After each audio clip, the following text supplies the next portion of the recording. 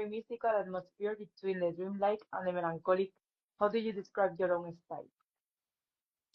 Yeah, I think you already described my music pretty well with like the most like mystical and mysterious touch, I think. If you want to put it in like a specific genre, it's very hard, I think, especially for a lot of musicians to just go in one strict direction. So I think I blend like all the elements together that inspire me a lot. I would describe it like very mystical. There are some dark elements, but not like in a very scary way, more like in a very touching, haunting way that sticks to you. And yeah, some Nordic Celtic elements, as you can hear in my debut single.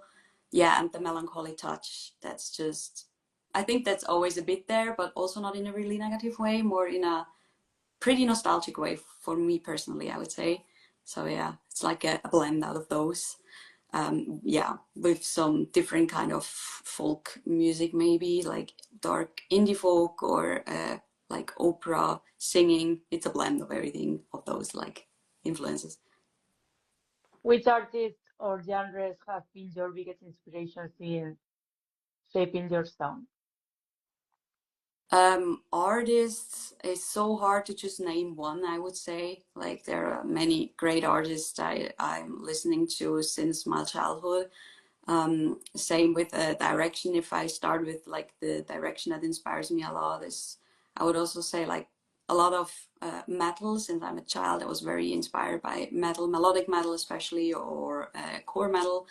But also then on the other hand, I really enjoyed opera music. I like to go to see operas, Italian arias, stuff like that. I used to sing myself, and I think you can hear it still when I sing in some of my songs. Yeah, and Celtic music, I would say, I grew up with Celtic music too. So yeah, definitely these different directions, also rock and punk music, everything in that direction. Artists is so hard to just name one. Let me think. Like artists that kind of like are with me through my whole life, I would say is Evanescence have a big impact on me growing up with those. Amy Lee, Nightwish, Bring Me the Horizon, Paramore, and maybe also some things of Enya. Like Enya is nostalgic too. So yeah, it's a funny mix now I say it, but They are all really cool. great artist, yes. The best one for me is Emily. Yeah, yeah. I would think so that you. I mean, she's a legend. I know. I always cry with her songs. I can't help it. So in your songs, we can feel influences from folk, opera, and Celtic music. How do you balance all these references? Yeah. So the different influences with the Celtic Nordic part, the opera, and then on the other hand, like this the dark indie folk or just indie folk in general. There is not like a strict rule how I balance it. Like this and this much of those. This and this is more how I feel it. So in especially like for example, Cold Shadow, my debut single. I had the melody that I really wanted with these Celtic haunting elements, and then the singing part, which would kind of haunt you too with my voice. I would say that was more in the opera singing direction. Yeah, and the indie folk music. I think it always depends a bit what I feel like and what gets out of me when I'm composing and creating music. So I think in the end it gets just that blend how I felt and want to express myself. And I think yeah, that's the way how I can touch the people who enjoy the music, I think. What do you usually need to set into the creative state? Silence, landscapes, books? Um, that's a good question to be inspired. So one thing that you mentioned is silence. That's a huge word for me. Silence and darkness, as you can hear it in Cold Shadow. Yeah, these words mean a lot to me and get me in a very inspiring state, not like in a weird way or in a negative way, like everything's got to be always dark. It's just I enjoy a dark environment when it's more gloomy light and it's more cool outside and stuff like that. And silence can be very inspiring too. These elements have a huge impact on me. I also very inspired by seasons, like especially fall and winter season, like the whole environment gets me in a very inspiring state. But also my own dreams, I would say that I dream at night. it's like a whole other story. It's like a whole blockbuster sometimes. But they can be very inspiring too, I would say. So yeah, nature definitely, or like a walk, cemeteries, everything that is like goes in this direction can be super inspiring to me personally. Yeah. Do you usually write the lyrics first or the music? For me personally, it's most often creating the music and the melody first. I would say you have something in your head that I'm composing, or I try it out on an instrument, and then after this, kind of like the lyrics get more and more into shape, I would say. But there are some situations where you have like a part of lyrics ready in your head and you just have to note it down. I think a lot of artists know that feeling when you just in the middle of the night you just have something going on in your head and you just need to note it down. That's possible too, but in the most cases for me, I would say creating the melody and the music that hits me first. Yeah. How has your journey been from Switzerland to gaining visibility on international platforms? Yeah, the feedback I'm receiving for my music internationally is amazing because yeah, Switzerland is a smaller country. Also here, I'm really flattered with the feedback I'm getting, especially if you're in a special direction, like more not pop music, more in a direction that is maybe not too common. It's very funny because if you see the statistics or where like the people are that listen to your music or the feedback that I'm getting, a lot of people are in the States, in California, in Mexico, in Canada, which is very, very nice. The community in Los Angeles, especially. I also used to stay in California for a while too, so it's lovely that I still have like this community there. Yeah, and that people from all over the world gets to hear get to hear my music is amazing. Yeah, I'm very thankful for that. You participated in a film project, Come and Find Me. Are you interested in further connecting your music with cinema? Yeah, um, that's another great question because yes, Come and Find Me is a movie project I'm part of in the music department with my music too. And another huge passion of mine next to music is film movies. I don't know how it is with you, but I love movies, especially yeah, horror, drama, thriller. I like a lot. So Come and Find Me is a thriller, drama, horror which I can be part of and create music too for it. That's amazing, and I am definitely up. Yeah, I'm very excited always to collaborate with producers or people creating film and to kind of connect the art of music and film and the film music and stuff. That is, yeah, that's really beautiful. Because when you see photos or pictures or a film, I can always hear music. And what would a movie be without film music?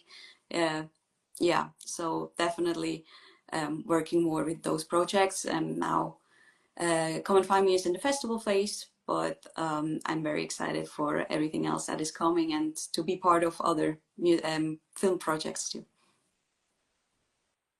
Aesthetics are important in your work. What role does imaginary play in your music? Um, can you repeat that last part again? I didn't. Aesthetics are important in your work. Hmm? What role does imagery play in your music? Sorry, Yeah, I say no, it might it. connection, but I hope you can hear me well. Now I got it. Yeah. The aesthetic, how what role it has in music to me personally, because I'm also a very visual person, where I see, as I just mentioned before, pictures when I hear music or when I watch something, I hear the music. I think aesthetic does have quite a part in it. I'm not really mean only like how the artists look to express themselves. I think you just have to be yourself. Same with the music. Go out with what you really love, what is nice to you, not to like please people or what people might like, more like what you like yourself. And the same with like how you look or how the look of your socialies or of your music, of the cover. But blending that all together, I think that you always get a vibe out of it. I think aesthetic might be very helpful for that. to figure out what kind of music might it be, or yeah, that you get surprised with something else.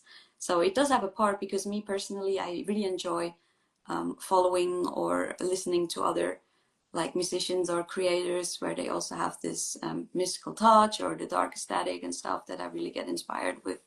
So yeah, I think it does have an impact, I'd say. So especially if you go maybe on a website or on my Instagram, you can also see a bit and then listen to the music. Maybe you will feel like you want to hear how the sound matches that person, I would say. But not really that it's important how a person looks like or that you just dress up just to look a certain way. I just think if you can be your honest yourself and go out with your work, that's always the best. If you had to describe your artistic universe in just one word, what would it be? Oh, one word. One word is so hard. My artistic universe, I'd say probably mystical, like is yeah, or mysterious, something like that. There are so many other parts, like oh, dreamy, or yeah, the sentimental melancholy touch or something like that. But I would say just mystical. It's like you don't know really what's going on. It's like, oh, this is it that that that girl in the cornfield. What is happening? Is it a horror movie or is it what's happening? Yeah, it's like this mystical touch. I would say if I just have to break it down to one word. And which artist would you like to collaborate with in the future? I guess so hard to name one.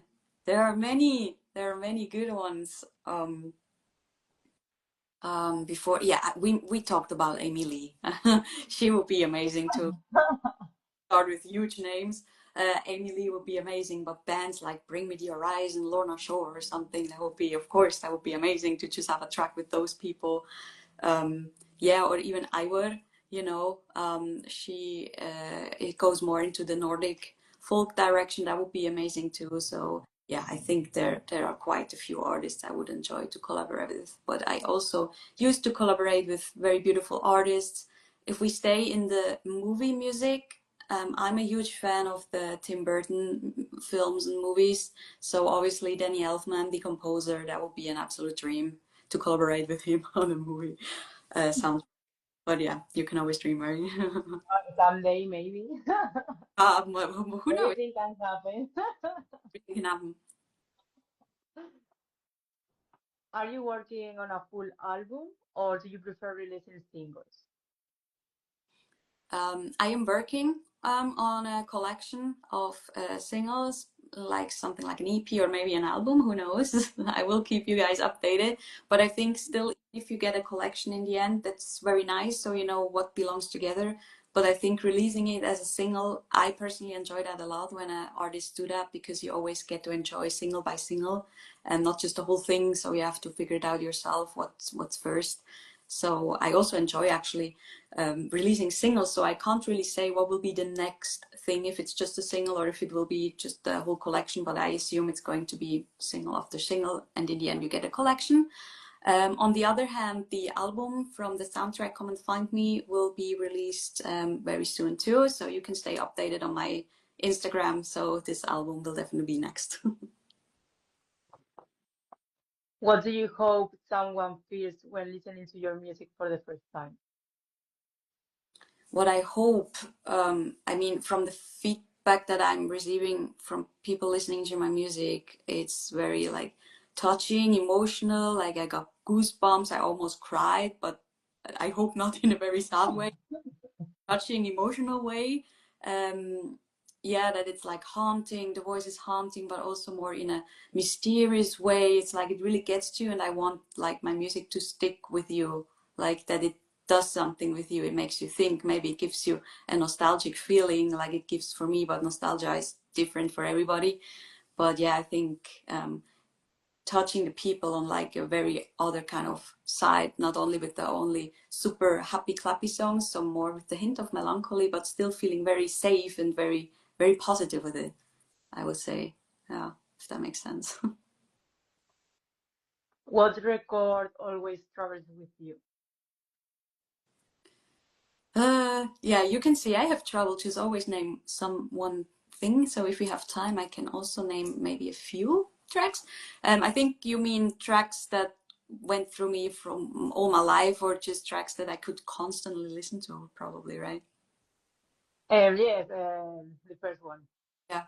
So yeah, if I stay with tracks, I can connect it like with tracks that's followed through my whole life or for a very long time. I'm personally a person that if I enjoy a track, no matter how old or how new it is, I can listen to it for weeks and only one song. I don't know. I know other people do that too, but it's actually so random. I just keep listening to it until something else pops up, and then I keep listening to this song for like 5 weeks.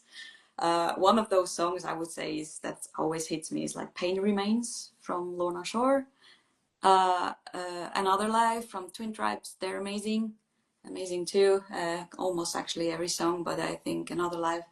Itokuni, it's like the version from Ivor that I like a lot. There are a lot of Paramore tracks that I just have a nostalgic feeling for me from my teens and childhood. So yeah, these are a few tracks. From Paramore, I only know three songs, I think. All right. Yeah, I mean, Crush, yeah, which the, one? Which one do you know? It's very the code, Crush, Crush. Yeah, the and Crush. the other, I don't remember the last one. Yeah, I have to yeah. think more about it, but They have quite a few like songs that are not really popular that you should check out, like Looking Up, that I enjoy very much. That are songs I think they did not get out as much or were not that big as like Crush, but very amazing too. So yeah. But growing up with that band, I think they will always have a special place in my heart still. a place where you dream of performing live, or Uh, country, a con or whatever. yeah, yeah, I think there might be a few countries. If I have to just name one venue, I think that's very hard.